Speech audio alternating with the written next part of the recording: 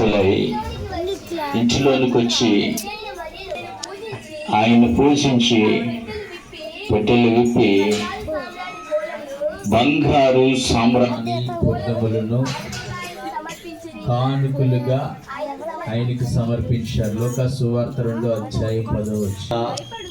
భయపడకండి, ఇదిగో ప్రేక్షకులందరికీ కలగబోవు మహా సంతోషకరమైన శుభవర్తమానమును నేను మీకు తెలియచేయుచున్నాను.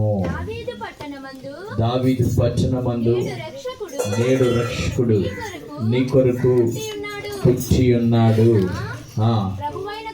ఈయనే ప్రభువైన క్రీస్తు. దానికిదే మీ కానవాలు. చాలు. దేవునికి స్తోత్రం.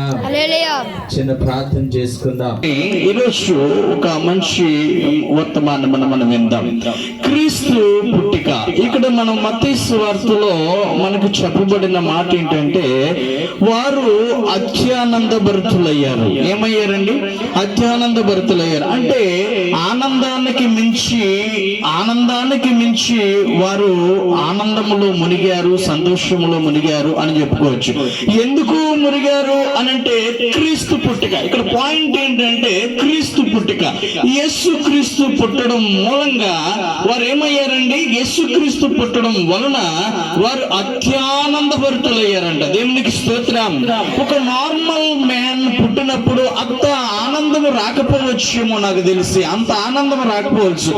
మన ఇంట్లోనే మనం చూసుకున్నట్లయితే ఒక మగపిల్లోడు పుట్టాడురా అని ఫోన్లు రాగానే మన కుటుంబంలోనే కొంతమందికి నచ్చకపోవచ్చు, కొంతమందికి నచ్చొచ్చు, కొంతమందికి ఇబ్బందిగా ఉండొచ్చు, కొంతమందికి ఇలా ఒకరికి నచ్చుతుంది, ఒకరికి నచ్చదు. కానీ అక్కడ ఆ దేశం